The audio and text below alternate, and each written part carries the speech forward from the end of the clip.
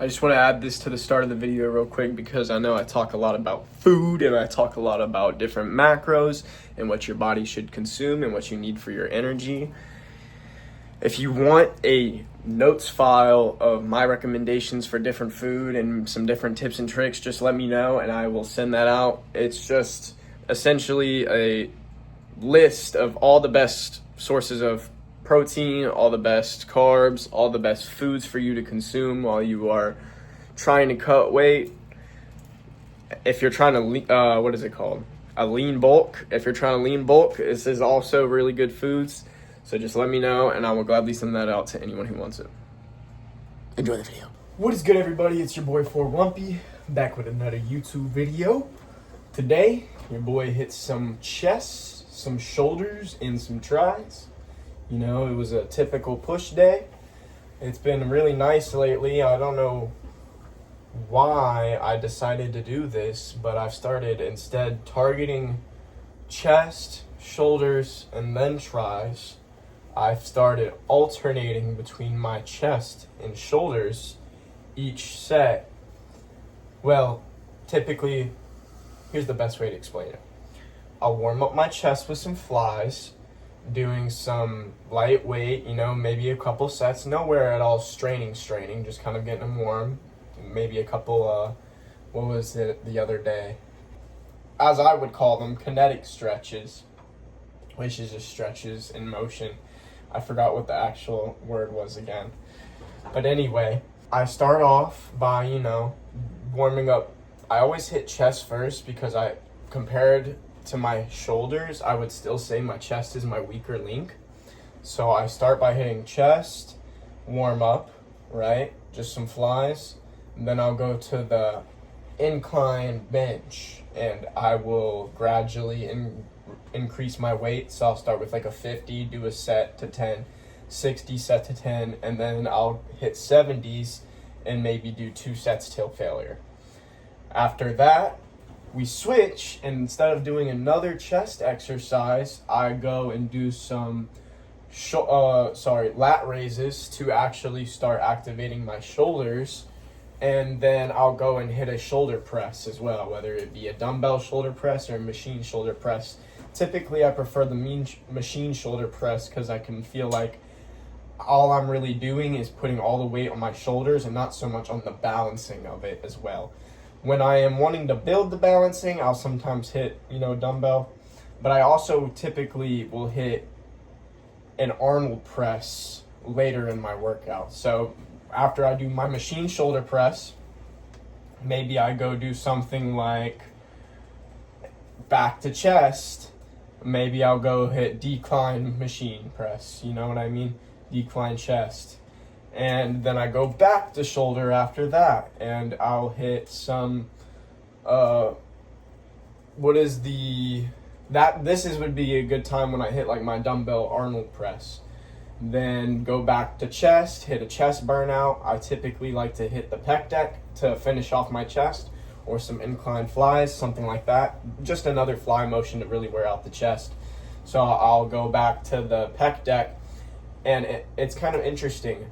Do one pec at a time, and instead of not only sitting there kind of like, how a pec deck's, if this was the back seat, you kind of sit here like this and swing, right? Well, it becomes a lot harder if you take your upper body and you kind of rotate it to where you're fully stretching. You want to go to the point of which you genuinely cannot go any further back, right? So you kind of turn your body until you feel that resistance and then do it, because you have resistance on your full path of motion the whole way, as opposed to stopping here and just doing this. This and this are very, very different. You get the whole back stretch as well. On the, I forgot what they call that part. I really need to get my terminology straight. But I think you're catching my drift. So I'll burn out with that on chest, go back to shoulder, and then I'll typically hit like a cable lat raise. I'll hit a front variation where I do it in front of me. And then I also like, just to maybe hit different parts of the shoulder and just get a little variability, my next set, I'll take it and I'll hold the cable behind me and then do my lat raise, as opposed to holding it in front of me just to get a little variation in there, hit a little different parts of my shoulder, just to really build the different sides. You know what I'm saying? And then after I've hit both chest and shoulder, I will go to tricep. So it's a really interesting sort of workout, but at the same time, I enjoy it because I feel like my triceps, or at least in the past, I feel like I can still say it with some degree of validity, but my triceps are one of my stronger points, so I like to target my chest and shoulders as opposed to my triceps, because I have pretty genetically good arms. My genetically weakest point is my chest, so that's why I always, when on a push day, no matter what, I try to make a point of hitting my chest, unless I've just been tearing the shit out of it lately. Maybe every once in a while I'll make a primary focus on my shoulders, but in general, push day is always chest day. Push day is always chest day for me. And then I'll hit the other ones adjacent. But I kind of like I was saying earlier, now it's more so like my shoulders are not as adjacent and also a primary focus, because I'm not really hitting them. While I am still primarily targeting my chest because I'm hitting it first, I'm still having my muscle glycogen pretty full throughout the whole time I'm hitting chest and shoulders, because I'm simply alternating between the two as opposed to hitting one body part and then switching it to the other. So if you work out in a sense that you hit one muscle and then go to the next, maybe try it where you alternate one day. See how you like it, see how it feels. It's not for everybody. I don't really do it on a lot of my other days, such as like a back day. Like I typically prefer to isolate different parts of my back and hit them in the order of which I prioritize. I need to throw my chicken skewers on. Yesterday I ran out and I didn't make a video yesterday. I was feeling a little tired and I was in a rush in the morning, so I did not happen to get a video out. But yesterday I just hit ab. I did post a short, so if you want to check out the short, peep the shorts. But it was just an ab day, and I did probably about 45 minutes of hitting abs, and then I hit some cardio as well. And I like, whenever I hit kind of like not so heavy on the weights, I like to go heavier on the cardio. So I did about 30 minutes of stair stepper, where I'll typically do like 20, or an episode of my show, which equates to about 20. But you know, I just try and up the cardio whenever I go a little lighter on the weights. That way I kind of have a counterbalance in the sense that I'm still getting a decent amount of activity in the day. You know what I mean? Anyway, I'm going to make my food here soon. As far as eating goes, I've been doing pretty good. I've been basically eating every morning. I'll eat a little bit of fruit, go to the gym, get out of the gym, have my post-workout shake, which is my protein powder and my banana, my honey, and my collagen peptides. And then with that, for breakfast, I'll typically have like chicken skewers or just something high in protein, whether it be eggs, chicken, steak, something really high in protein. And then I really like to try and refill my muscle glycogen with fruit. So I'll eat some fruit after the workout as well.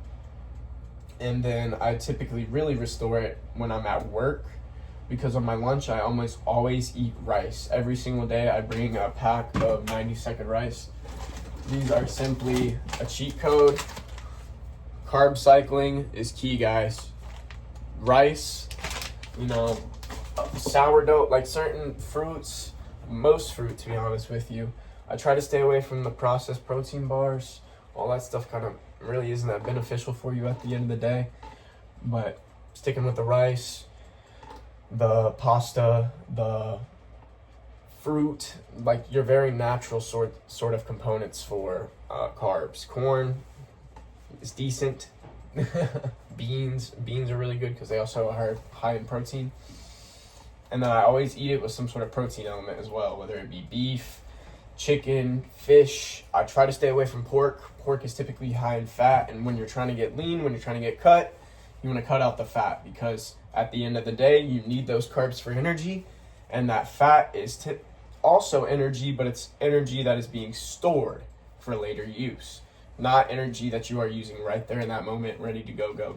Because fat is much more difficult for your body to break down in the sense of converting it into ATP, which is your body's essentially chemical that it uses for energy, for motion, for everything you do. That's going to come from ATP in your body, which is essentially like your body's energy chemical, and fat is the slowest version of producing that energy chemical, while you also have carbs. They're much quicker. Your body breaks them down a lot easier, because fat, the reason that happens is essentially fat can't be converted into energy without other chemicals within your body, whereas carbs can become instant energy. Fat needs other sources essentially to convert into energy. So it's a much more high step process, in the sense that your body has to take the time and go through the steps of actually converting that fat into energy, whereas carbs take a lot less steps, so your body is kind of just instantly being able to utilize those once it hits your muscle glycogen, But anyway, at the end of the day, energy is energy. Definitely try to stay away from the fat. If you're eating fat, make sure it's good fats like egg yolks, avocados, fish oils, nuts. They're hard not to eat too many, for me at least.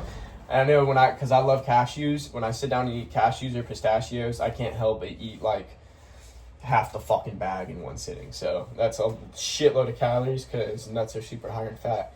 And I got another goddamn cockroach. I'm so tired of these damn bugs. I'm gonna have to call them to come back by and spray again. Anyway, carbs at the end of the day, definitely what you want to use as your main macro. You want even more carbs than you do protein, to be honest with you. But protein, 1 gram per pound you weigh. Try your best to stick with that consistently. Honestly, as if you're cutting, stick with it always. But if you're bulking, you can change it up a little bit, test a couple different things here and there. But regardless, carbs are always going to be your heaviest. Then it's going to be protein, fat. Carbs, protein, fat. That's the tier list. 1, 2, 3, carbs, protein, fat. Don't get me wrong, protein is also very important, because at the end of the day, if you didn't have that, none of it would matter. But you need the energy from carbs. You need that shit. That's what keeps your metabolism in check, and that's what keeps you healthy, honestly. That's what keeps you healthy. Anyway, y'all, make sure y'all do y'all's cardio today. Drink your water. Eat your protein. Eat your carbs. If you eat fats, eat healthy fats. Y'all have a good rest of y'all's days. Slay the fucking